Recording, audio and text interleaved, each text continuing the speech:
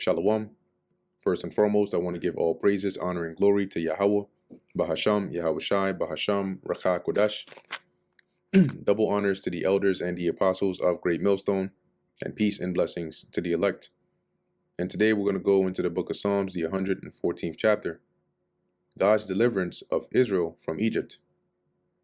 When Israel went out of Egypt, the house of Jacob, from a people of strange language, which were the Egyptians, Judah was his sanctuary, and Israel his dominion, right? And that's basically the Lord dwelt among us, right? And he reigned over us. The sea saw it and fled. Jordan was driven back. Now I'm actually going to pull this up parallel with the NLT. Okay, this is verse 3. It says the Red Sea saw them coming and hurried out of the way. Right? That's when the Lord parted the Red Sea, that we could walk on dry land. The water of the Jordan River turned away. And this was during the time of Joshua, you know, when he had the river, right? It was flowing downstream from the Sea of Galilee. Okay, and then he had it stand up, right? Basically like a wall up at a certain part so that it would be dry, and then we could cross it with the Ark of the Covenant and everything. The mountains skipped like rams, and the little hills like lambs. What ailed thee, O thou sea, that thou fleddest? Thou Jordan, that thou was driven back.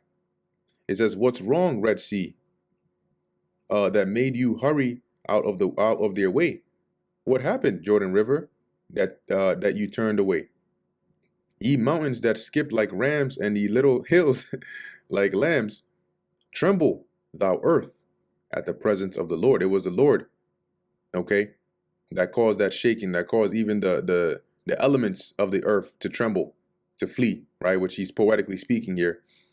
It says here, at the presence of the God of Jacob, right? Tremble, thou earth, at the presence of the Lord, at the presence of the God of Jacob, which turned the rock into a standing water and flint into a fountain of waters. This is when the Lord, gave us water out of a rock,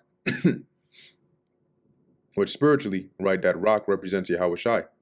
And the water that we are now getting from him is the word, right? The rivers of living water, which is truth, is knowledge. And that brings us to the end of the book of Psalms, the 114th chapter. Lord willing, that was edifying to the elect. In closing, I want to give all praises, honor, and glory to Yahweh, Bahasham, Yahweh Shai, Bahasham, Rakha Kodash. And until next time, Shalom.